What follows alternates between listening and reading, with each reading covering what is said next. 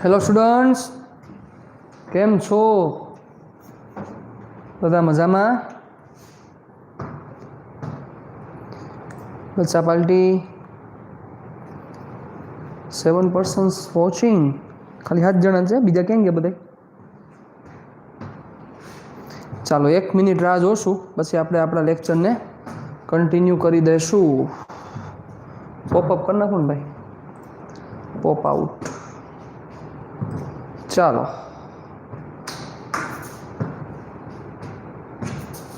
દેવરાજ, યશવી, અક્ષય, હિત, વત્સલ, નેહલ, જય, આયુષી, હેલો કૃતિ, હેલો બચ્ચા.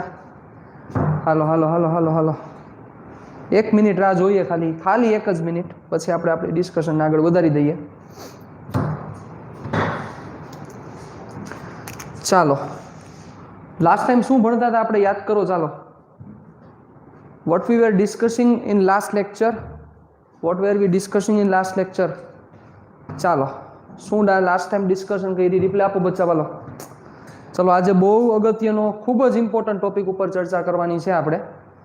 ચાલો, રિપ્લે આપી દો એટલે મને થોડોક અંદાજો આવી જાય તમને યાદ છે કે જય માતાજી, એટલે ખબર પડે મને. હાલો, કયો જોઈ, શું ભણતા હતા આપણે લાસ્ટ લેક્ચરમાં? શું ભણ્યા? પૂર્ણ આંતરિક પરાવર્તન, બરોબર છે. મરીચિકા ભણ્યા, બરોબર છે. ચાલો, હવે આવી જ વસ્તુ હજી એક પૂર્ણ આંતરિક પરાવર્તન, હજી એક પોઝિટિવ પોઈન્ટ ઉપયોગ છે હીરો. હીરોનો જે ઝગમગવું છે, બરોબર, હીરોનું જે ઝગમગવું છે એની પાછળનું કારણ પૂર્ણ આંતરિક પરાવર્તન છે. રેગ્યુલર તમે જુઓ ને તો જે પૃથ્વીમાંથી મળી આવતા જે હીરા છે, તો એ હીરા કોઈ ચળકતા નથી હોતા, મીન્સ કે એની ચળકાટ હોય પણ બહુ ઓછી હોય. પણ જ્યારે એનો જે હીરાનો માણીગર હોય, હીરાનો ખેલાડી હોય, હીરાનો કારીગર હોય, એ જ્યારે શું કરે તો કે હીરા ઉપર પરફેક્ટ પેલ પાડે, ત્યારે એ હીરો ચળકાટ અનુભવે છે. એ કેવી રીતે થાય છે?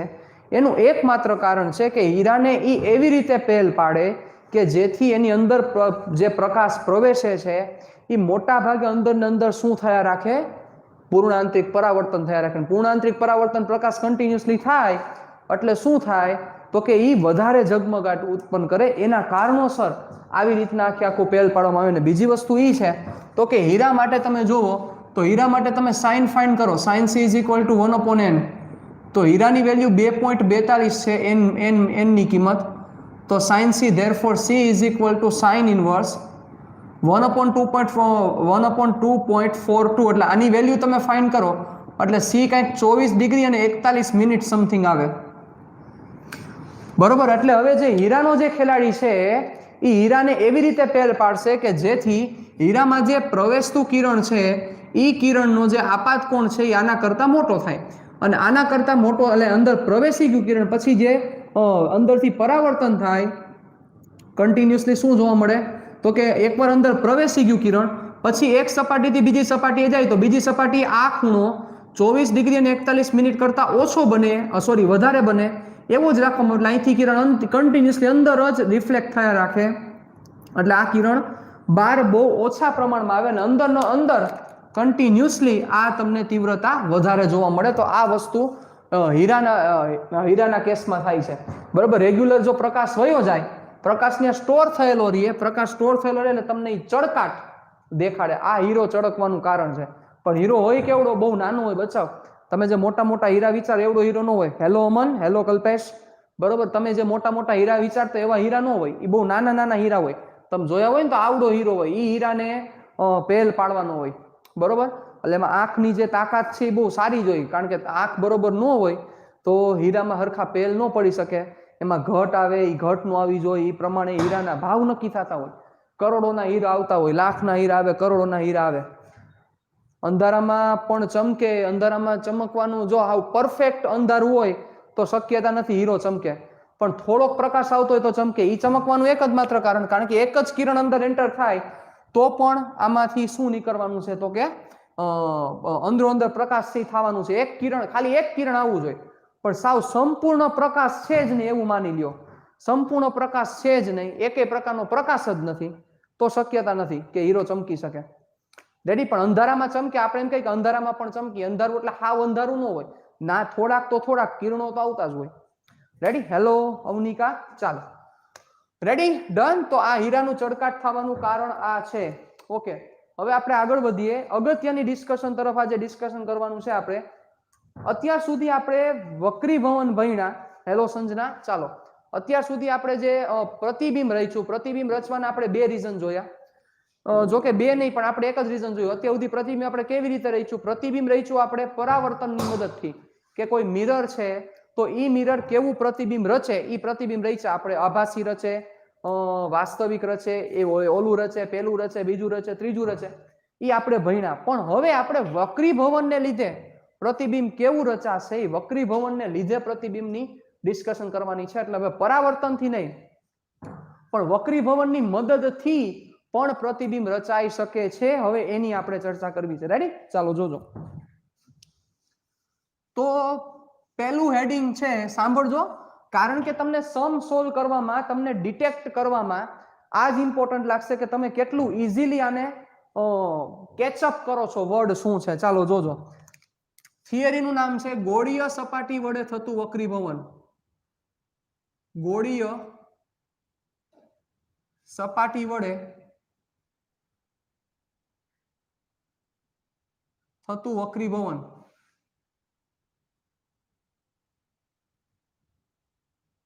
ચેક લેવા બાબુ, દેખાડો અમાઉન્ટ તો દેખાડો. ચાલો, શું છે બાપુ? આજે પાર્ટી દેવાના છે અમને બધાને.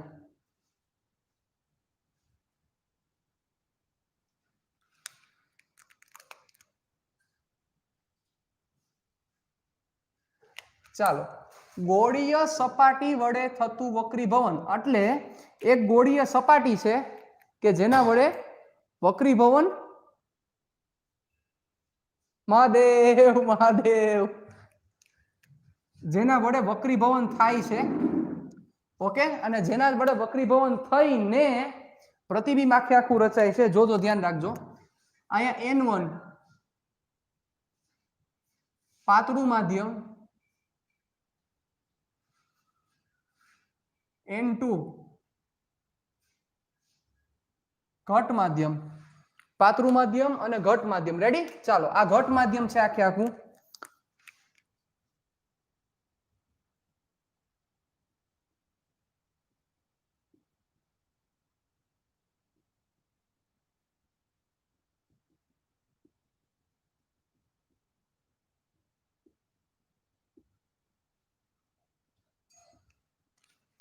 બાપુ, this is not fair યાર. You should do something. ચલો, આ એક ઓબ્જેક્ટ છે,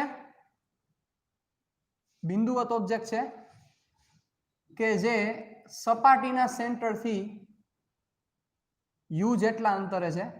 ચાલો જોજો. હવે આ ગોળીય સપાટી છે તો આ ગોળીય સપાટીનું એકાદું વક્રતા કેન્દ્ર હશે. આપણે એ કેન્દ્ર દર્શાવી દઈએ, C. ઓકે, ચલો આને હું પોઈન્ટ આપી દઉં છું, પોઈન્ટ P. તમે સમજી શકશો કે આ સપાટીને દોરેલો લંબ થશે. ચલો, અહીંથી આપાત થતું કિરણ, ચલો અહીંયા ઇન્સિડન્ટ થયું. ઓકે, હવે શું થશે જોજો. એની સાથે બનાવેલો ખૂણો સપોઝ છે θ1.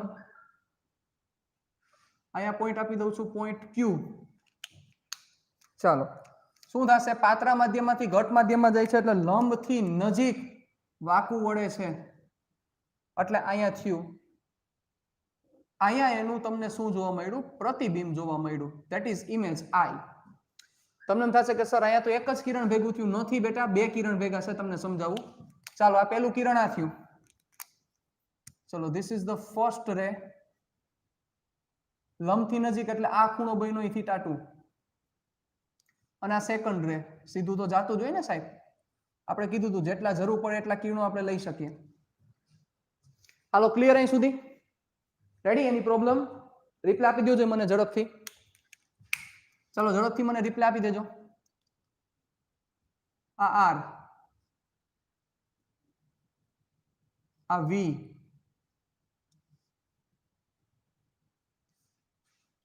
ડન. ઓકે સરસ લ્યો ચાલો ઓકે ઓકે ઓકે બચ્ચા પાર્ટી ચાલો જો તો હવે સિમ્પલ છે મારે સિમ્પલ આના બે વચ્ચેના રિલેશન ફાઇન્ડ કરવાના છે બીજું કાંઈ આપણે માથાકૂટ કરવાની નથી થતી ચાલો જોજો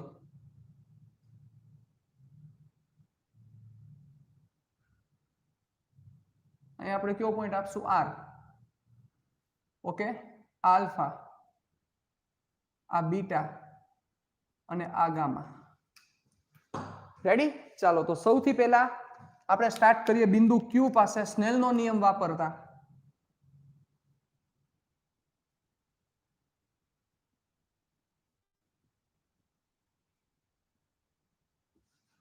બિંદુ Q પાસે સ્નેલનો નિયમ વાપરતા તો શું થાય ધ્યાન આપજો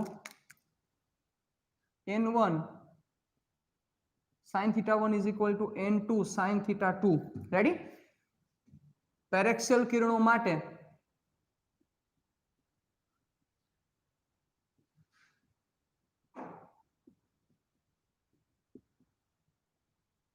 n1 θ1 is equal to n2 θ2 equation number 1 ચાલો હવે જોજો હવે બહિર્કોણનો કોન્સેપ્ટ ઇમ્પોર્ટન્ટ છે એટલે જોજો હવે હું તમને જે કહું છું એના માટે ધ્યાન રાખજો ત્રિકોણ OCQ માટે જોજો ત્રિકોણ OCQ O C અને Q O C અને Q ત્રિકોણ OCQ માટે જોજો can I write θ1 is equal to alpha plus beta જોવો જોઈએ કોઈને પ્રોબ્લેમ ન હોય તો એકવાર જોઈ લો શાંતિથી બહિર્કોણનો કોન્સેપ્ટ એપ્લાય કર્યો છે ત્રિકોણ OCQ ત્રિકોણ માટે θ1 છે બહિર્કોણ થયો એની કિંમત આલ્ફા પ્લસ બીટા જોવો જોઈએ બરોબર છે કોઈને પ્રોબ્લેમ ન હોય તો બાપુ આ નો હાલે બાપુ 20 મિનિટ ના હોય મને તો જાજા લાગે એમ જાજા થાય ને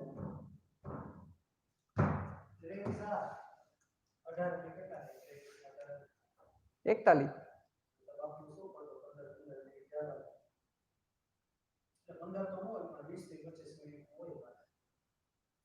બે હોય ને પાછા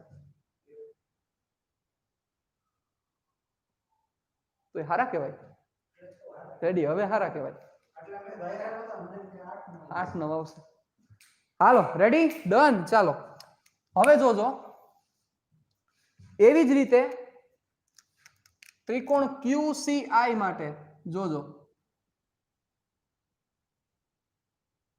ત્રિકોણ QCI માટે જોજો beta is equal to θ2 plus gamma લખી શકાય જોજો આમાં કોઈ ઇશ્યુ હોય તો મને કહેજો તો θ2 is equal to beta minus gamma I can easily write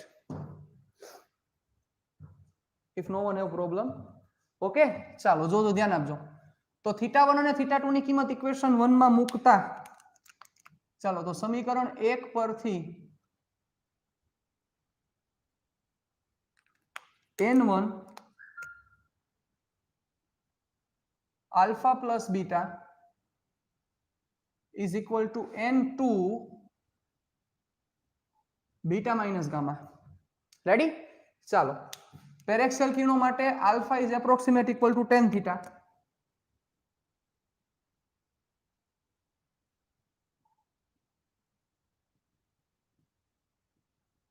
પેરેક્સિયલ કિરણો માટે alpha is almost equal to tan alpha is equal to શું થશે સાબા સાબા એટલે QR આની કિંમત હું h કહી દઉં છું QR ની કિંમત QR upon distance થશે QR upon distance થશે OR એટલે OP plus PR પણ પેરેક્સિયલ કિરણો માટે PR ની કિંમત અવગણી શકાય એટલે અહીં લખી નાખું છું ધ્યાન રાખજો ક્યાં લખું આ લખું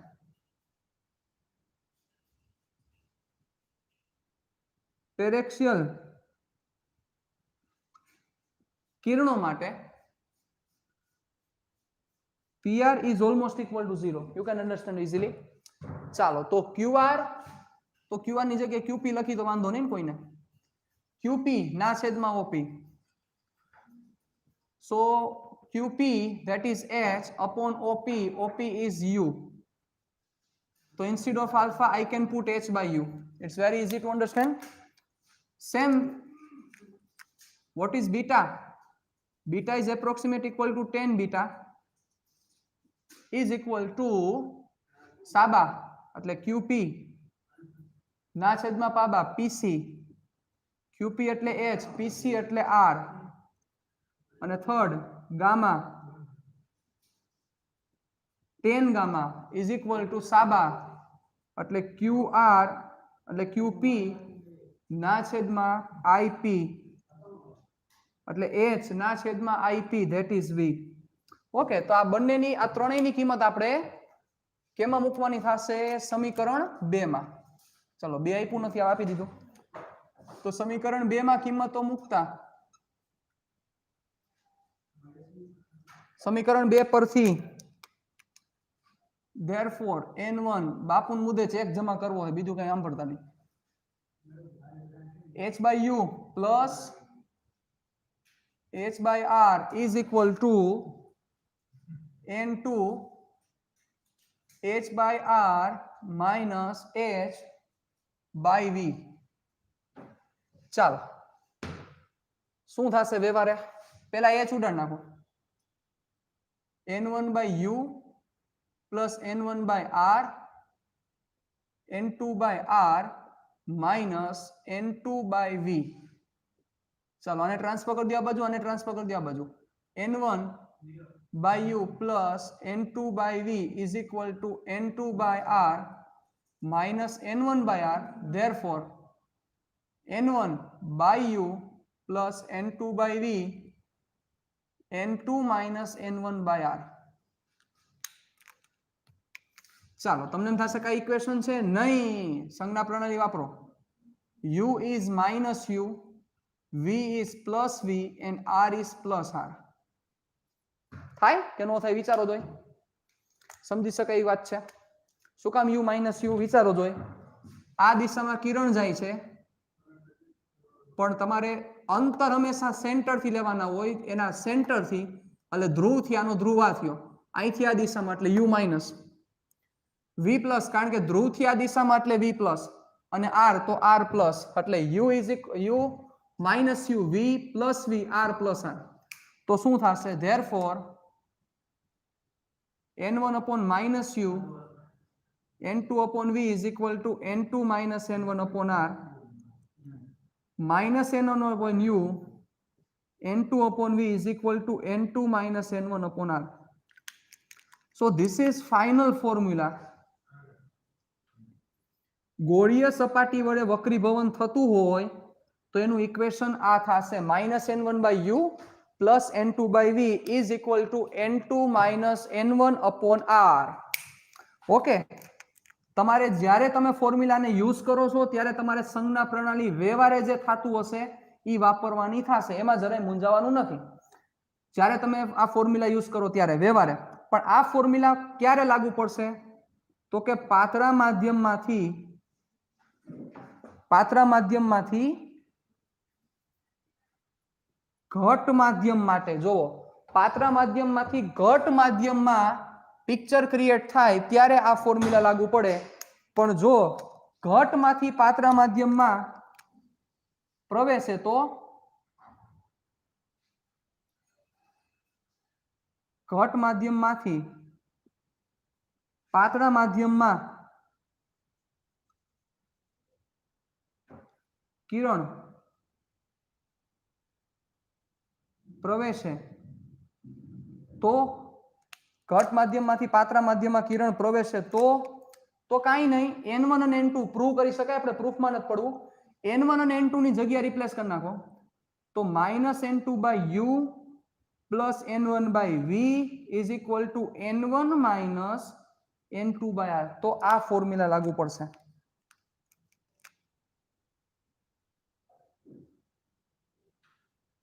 તો આ ફોર્મ્યુલા લાગુ પડશે. ક્લિયર? બેટા નો થાય ને યાર, કેમ આવું કરસ? તો નો જ થાય ને. n1 = n2 થાય તો n1 = n2 થાય તો એનો મિનિંગ શું થયો? માધ્યમ ચેન્જ જ નથી થયું. તો માધ્યમ ચેન્જ નથી થયું તો એમાં પ્રતિબિંબ મળવાની ક્યાં કોઈ ચર્ચા આવે? નો જ મળે ને. કોમન સેન્સ ની વાત છે બેટા, કેમ આમ કરસ હિતભાઈ? હાલો ડન. આખી થિયરી પરફેક્ટલી ક્લિયર. પાણી પાઈ દો મને, હાલો પછી હું ખાઉં. હે હાલે હાલો.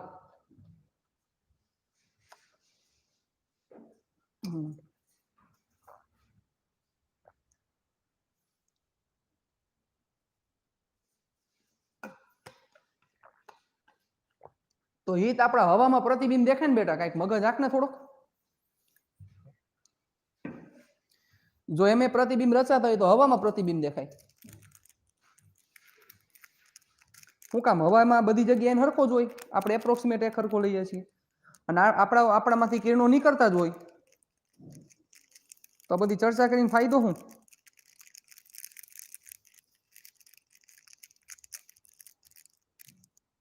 અને બીજી વસ્તુ, n1 = n2 હોય તો વક્રી ભવન જ ન થાય.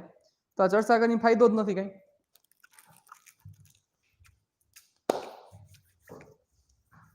હાલો, તો આ ફોર્મ્યુલામાં જે કીવર્ડ છે, કીવર્ડ, કારણ કે તમે હલવાશો સાહેબ, જ્યારે લેન્સ હાલશે ને લેન્સ, ત્યારે તમે હલવાશો. આ ફોર્મ્યુલા ક્યારે વાપરવું? લેન્સ વાળું ફોર્મ્યુલા ક્યારે વાપરવું? ગાંડા થઈ જાવ એમાં. કીવર્ડ પકડો. કીવર્ડ છે ગોળીય સપાટી વડે થતું વક્રીભવન. આ કીવર્ડ છે. આના પ્રમાણે તમારું વર્કિંગ થાય છે. આ કીવર્ડ છે. રેડી? આને કીવર્ડ કહેવાય. આના પ્રમાણે વર્કિંગ છે બધું. તમને એમ કે કોઈ એક ગોળીય સપાટીથી પ્રતિબિંબ રચાય છે એટલે તરત લાઈટ થઈ જવી જોઈએ કે આમાં સપાટી વાળું ફોર્મ્યુલા વાપરવાનું છે. જો લેન્સ વાળું વાપરવાનું આવશે તો એમાં બોલશે જ કે લેન્સ લેવાનો છે. તો લેન્સ લેવાનો છે એવું તમને કહેશે જ, જરાય મૂંઝાતા નહીં. ક્લિયર? એટલે આ વસ્તુ એક મગજમાં હાવ ક્લિયર કરીને રાખજો. એટલે તમને જો લેન્સનું ફોર્મ્યુલા યુઝ કરવાનું કહે તો તમને કેમ ખબર પડે કે લેન્સનું ફોર્મ્યુલા વાપરવાનું કે આ ફોર્મ્યુલા? જો લેન્સનું કહે તો એમાં લખેલું જ હોય, અંતર્ગોળ લેન્સ, બહિર્ગોળ લેન્સ, ઓલો લેન્સ, ત્રીજા લેન્સ, ચોથો લેન્સ, પાંચમો લેન્સ. તો એમાં લખેલું જ આવે, એમાં કહે જ કે તમારે આ લેન્સ વાપરવાનો છે. બરોબર? પણ જો તમને સપાટી કીધેલી છે તો તમારે મગજ ક્લિયર કરીને રાખવું પડે મગજમાં કે ક્યુ તમારે યુઝ કરવાનું થશે. રેડી? ચાલો હવે બીજી વસ્તુ, આના ઉપરથી એક વસ્તુ બીજી ઈ થઈ શકે. ચાલો મારે એક પ્રશ્ન પૂછવો છે તમને. 1 મિનિટ. યસ, પ્રશ્ન આવો છે,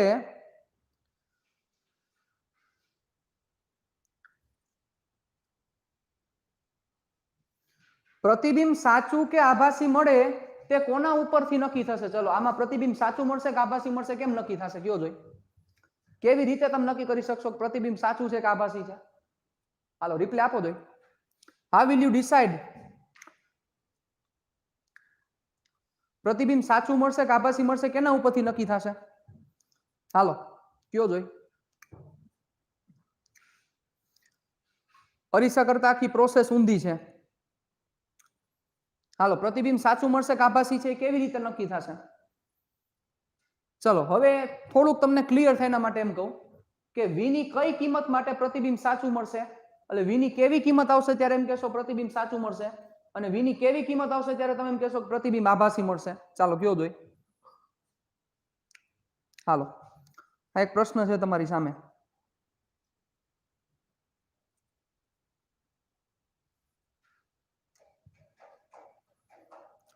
લંબ તરફ વાંકું વળે કે લંબથી દૂર જાય તેના પરથી? હા બરોબર છે, સરસ. વાહ દોસ્ત, વાહ દોસ્ત. હા તો એના ઉપરથી જ હવે એના પરથી જ પ્લસ અને માઇનસ માટે વિચાર. હિત સારું વિચાર્યું છે, સારું વિચાર્યું છે, લોજિક સારું આપ્યું છે. લે હિત, લંબ તરફ વાંકું વળે કે લંબથી દૂર જાય તેના પરથી? વાહ દોસ્ત.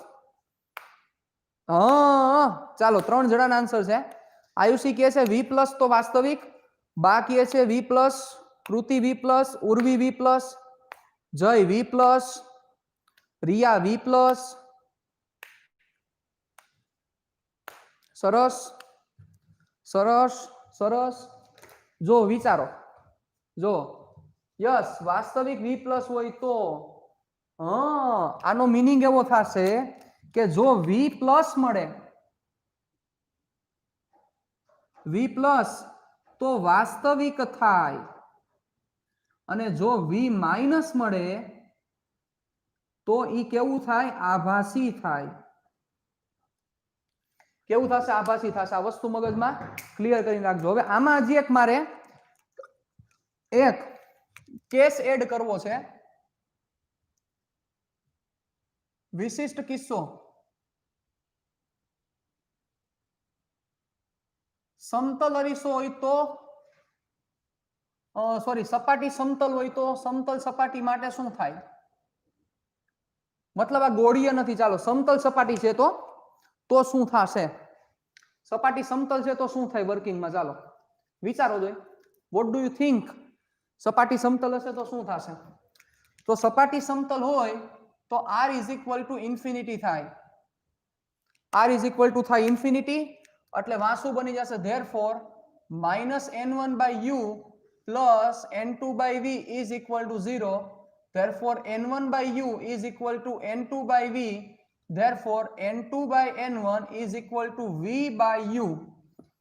n2 by n1 is equal to v by u.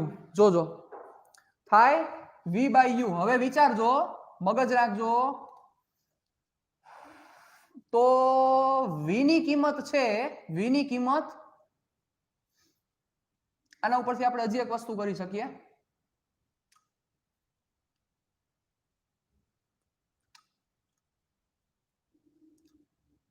n2 by n1 is equal to h dash by h પણ થઈ શકે, બરોબર. એ આપણે હમણાં લેન્સની મોટવણી ઉપરથી પણ સાબિત કરશું. લેન્સની મોટવણી ઉપરથી પણ આ વસ્તુ આપણે સાબિત કરશું.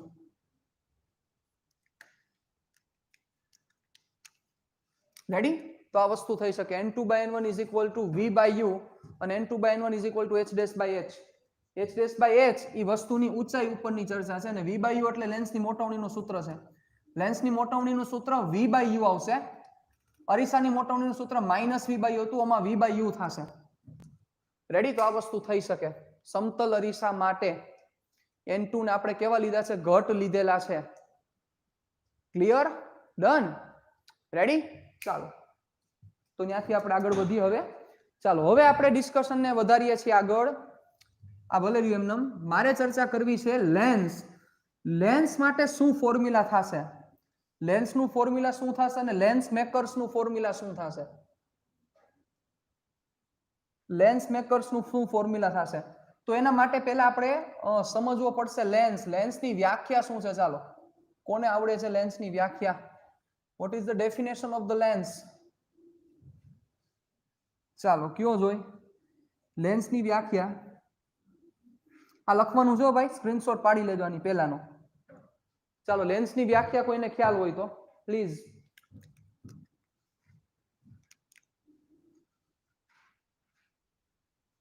ચાલો, કોને લેન્સ કહેશું આપણે? ચલો પ્લીઝ રિપ્લે તો આપો. લેન્સ કોને કહેવાય?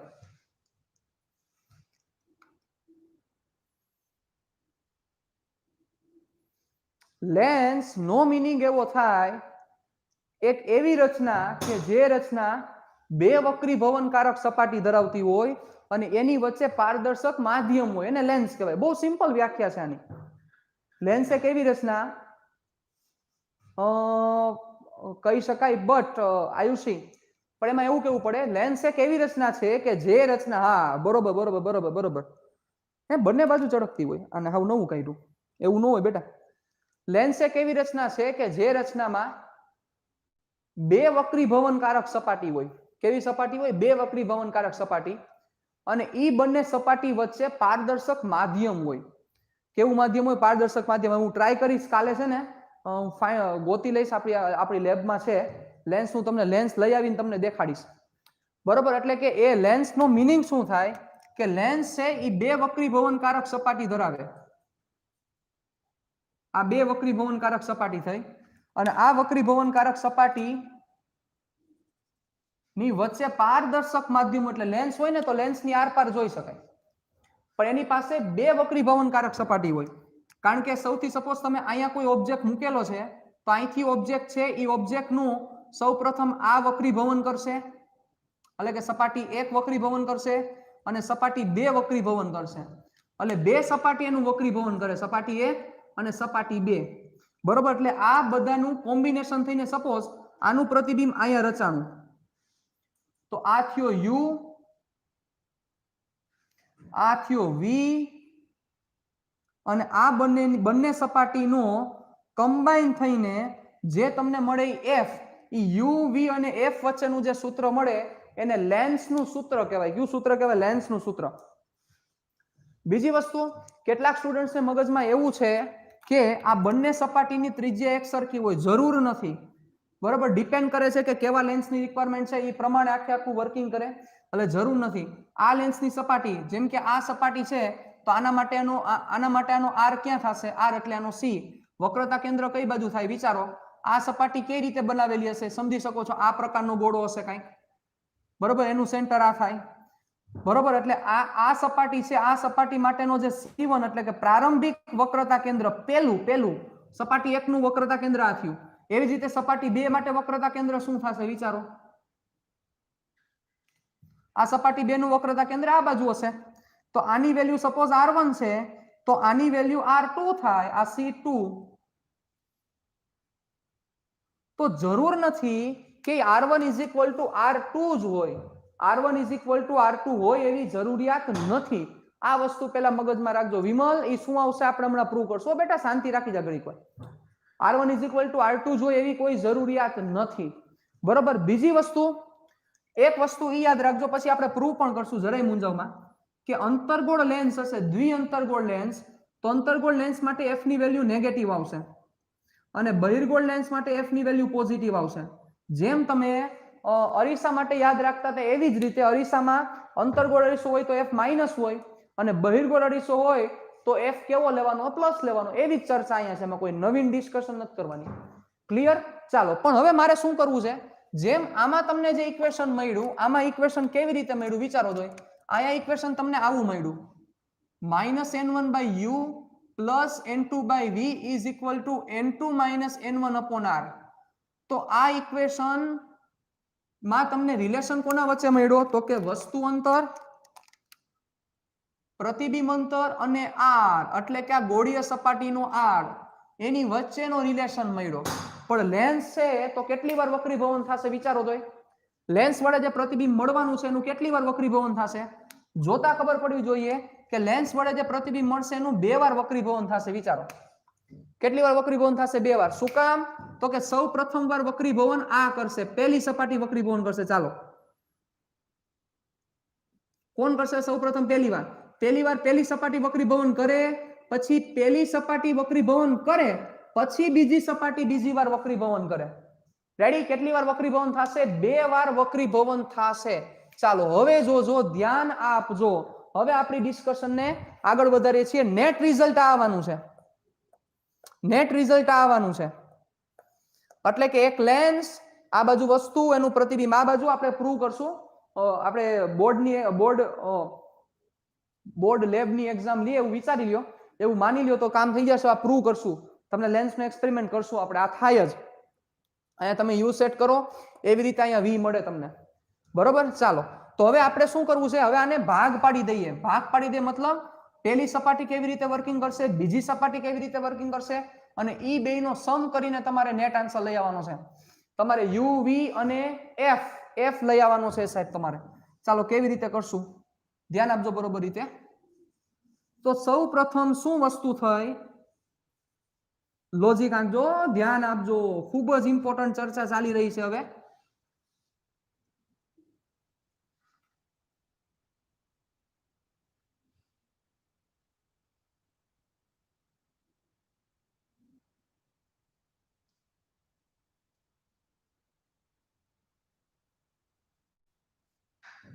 ચાલો જોજો.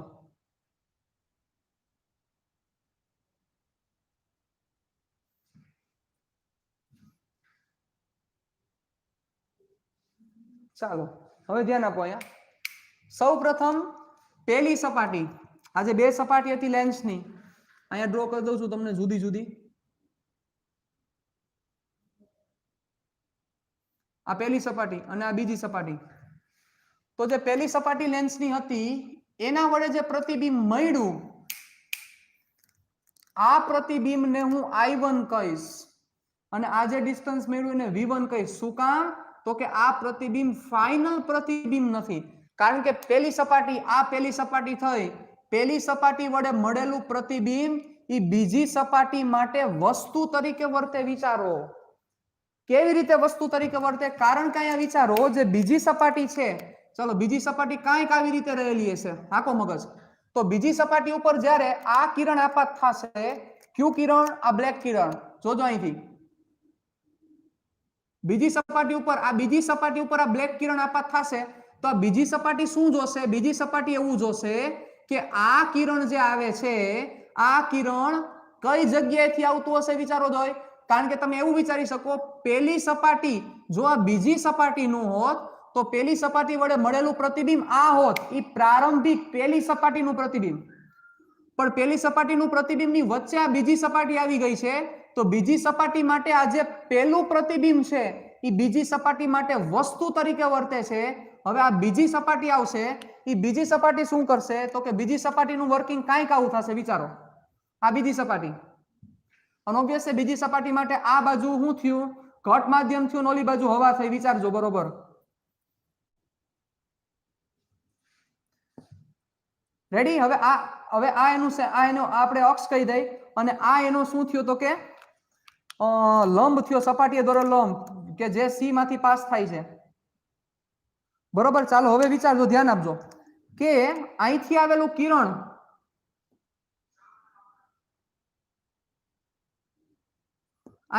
કિરણ બરોબર કે જે કિરણ ક્યાં ભેગું થતું હતું વિચારજો ઈ કિરણ આવતું હતું અહીંથી આ કિરણ મેં જે બ્લેક દેખાડેલું છે એની ચર્ચા કરું છું બરોબર હવે વિચારજો આ કિરણને મેં ખેંચ્યું છે આ I1 વાળો પોઈન્ટ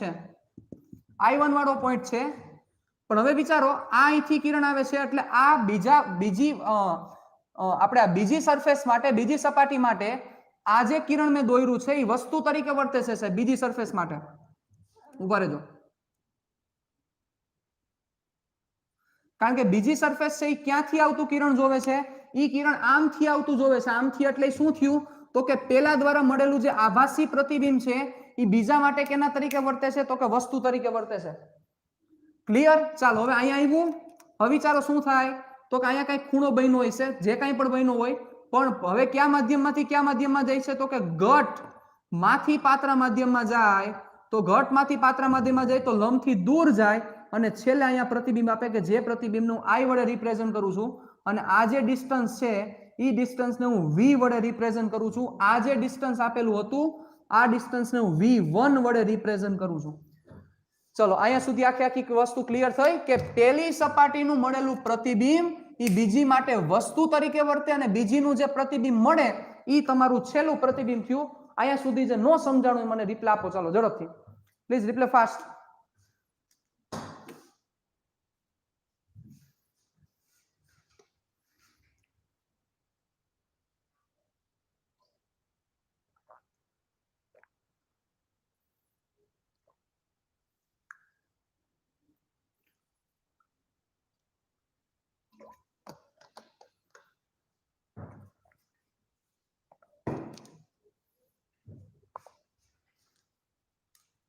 એટલે આ જે સરફેસ છે ઈ સરફેસ આમ અહીંથી આમ કિરણ આવે છે એવું વિચાર એને એવું દેખાતું હોય પણ આભાસી રીતે વિચારો તો શું થાય આના માટે વસ્તુ થયા કારણ કે શું કામ એવું બોલું છું ખબર જો આ ન હોત તો આ ક્યાં થાત અહીંયા જાત તો આ વચ્ચે આવ્યું એના કારણોસર એનું પ્રતિબિંબ અહીંયા રચાણું એનો મીનિંગ આ એના માટે આભાસી વસ્તુ થઈ અને આ એનું પ્રતિબિંબ થયું હાલો ક્લિયર પરફેક્ટ ડન ચાલો હવે સાંભળો હવે મારે આ સપાટી 1 અને સપાટી 2 માટે ભેગા કરીને મારે નેટ ઇક્વેશન લઈ આવવાનું છે તો સપાટી 1 માટે વિચારો શું થશે ખાસ વસ્તુ બીજી આપણે જે અત્યારે ફોર્મ્યુલા ફાઇન્ડ કરી છે ઈ પાતળા લેન્સ માટે ફોર્મ્યુલા ફાઇન્ડ કરી છે. કોના માટે ફાઇન્ડ કરી છે? પાતળો લેન્સ. કોને કહેવાય પાતળો લેન્સ? ચાલો, what is the definition of the thin lens? આપણે જે અત્યારે ફોર્મ્યુલા ડિરાઈવ કરી રહ્યા છીએ ઈ પાતળા લેન્સ માટે એપ્લાય કરવાની છે. પ્રશ્ન ઈ છે તમે કોને પાતળો લેન્સ કહેશો? કોને તમે પાતળો લેન્સ કહેશો? ચાલો, પાતળો લેન્સ કોને કહેશો? તો કે પાતળા લેન્સની વ્યાખ્યા એવી છે કે જે લેન્સ માટે UV ની સાપેક્ષે બે વક્રીભવનકારક સપાટી વચ્ચેનું અંતર અવગણી શકાય તો ઈ લેન્સને પાતળા લેન્સ તરીકે લઈ શકાય. જેની જાડાઈ ઓછી હોય પણ કોની કમ્પેરિઝનમાં? U અને V ની કમ્પેરિઝનમાં તમે શું કરી શકો? એની જાડાઈ અવગણી શકો. તેવા લેન્સને કેવો લેન્સ કહી શકાય? પાતળો લેન્સ. અને ઈ લેન્સના સેન્ટરથી જ આપણે કોઈ પણ ડિસ્ટન્સ લઈ શકીએ. નકર એવું કરવું પડે ને, અહીંથી અંતર લેવું પડે કે અહીંથી અંતર લેવું પડે. પણ આ લેન્સની જાડાઈ અવગણી શકાય એવી છે તો આ એનું ઓપ્ટિકલ કેન્દ્ર થઈ ગયું. O વડે એને રિપ્રેઝન્ટ કરવામાં આવે ઓપ્ટિકલ કેન્દ્રને. રેડી? તો તમે એના સેન્ટરથી ડિસ્ટન્સ લઈ શકો છો. ચાલો, તો શું થશે આમાં વિચારો. સપાટી 1 માટે ફોર્મ્યુલા, સપાટી 1 એટલે ક્યાંથી ક્યાં માધ્યમમાં? પાતળાથી ઘટ માધ્યમમાં. તો -n1/u plus n2 by v1. એકેય પ્રકારની હું અત્યારે એપ્લાય નથી કરતો. શું એપ્લાય નથી કરતો? સંજ્ઞા પ્રણાલી કાંઈ એપ્લાય નથી કરતો. રેડી? ચાલો ધ્યાન આપજો. -n1/u plus n2 by v1. શું કામ?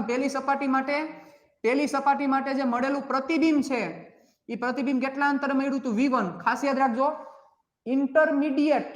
ઇન્ટરમીડિયેટ જેટલા પણ પ્રતિબિંબ મળે એ બધાયના અંતરને v1 v2 v3 એવું દેતું જવાનું અને પ્રતિબિંબને i1 i2 i3 દેતું જવાનું. છેલ્લું પ્રતિબિંબ મળે એને જ તમારે ઇમેજ કહેવાનું i અને એના જ ડિસ્ટન્સને v તરીકે નામ દેવાનું. આ બધામાં કોમન રાખશું આપણે, આમાં કઈ ચેન્જ નહીં કરીએ. શું કહેવા માંગુ છું તમને? ક્લિયર થઈ ગયું? ઇન્ટરમીડિયેટ હોય જેટલા પણ ઇમેજ આવે ઇન્ટરમીડિયેટ ઇમેજ કહેવાય, કારણ કે આ ફાઇનલ ઇમેજ નથી. તો ઇન્ટરમીડિયેટ ઇમેજમાં તમે જે ડિસ્ટન્સ લખો છો એ v1 v2 v3 એવા એડ કરતા જવાના. પણ જે ફાઇનલ મળે એ ફાઇનલમાં તમારે છેલ્લે v વડે રિપ્રેઝન્ટ કરવાનું. ત્યાં સુધી v વડે રિપ્રેઝન્ટ નહીં કરવાનું. ઓકે? તો આ વસ્તુની તમારે પૂરેપૂરી કાળજી લેવાની છે. જરા પણ આમાં ભૂલભાલ ન થવી જોઈએ. બરોબર? આ બહુ ઇમ્પોર્ટન્ટ છે. ચાલો ધ્યાન આપજો. હવે -n1/u plus n2 by v1 is equal to n2 minus n1 by થશે r1. રેડી? શું કામ r1 લીધા? તો કે આ જે પહેલી સરફેસ છે એ પહેલી સરફેસ ની જે વક્રતા ત્રિજ્યા છે r1 છે. આપણે ધારી લીધી r1 છે. ક્લિયર? ચાલો, હવે સપાટી 2 માટે શું થશે? સપાટી 2 માટે ફોર્મ્યુલા શું એપ્લાય થશે? ચાલો, ઇક્વેશન નંબર 1. સપાટી 2 માટે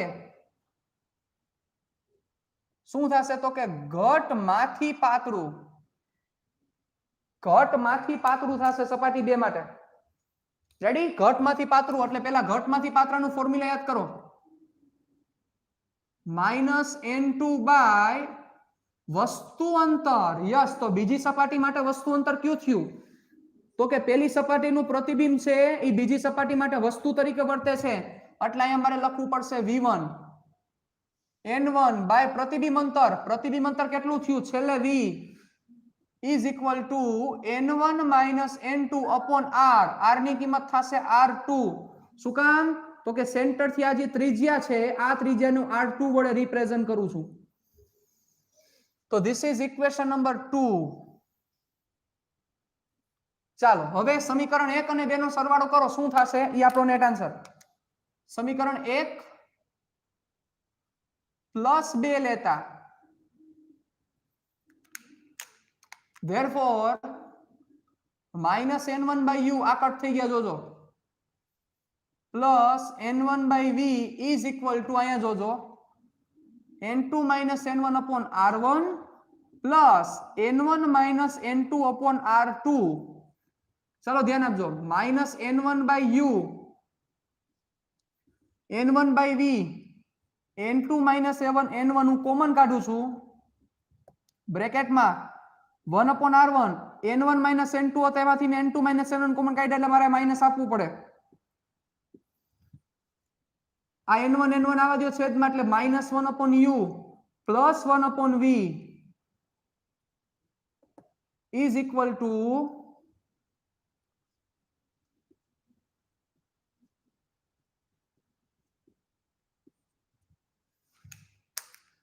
આજે મળ્યું આને 1/f વડે રિપ્રેઝન્ટ કરવામાં આવે છે. કેના વડે રિપ્રેઝન્ટ કરવામાં આવે છે? 1/f. ઈ શું કામ આવશે હમણાં આપણે પ્રૂવ કરી. ચાલો રેડી, કે જેને હું લેન્સ મેકર્સ ફોર્મ્યુલા કહીશ.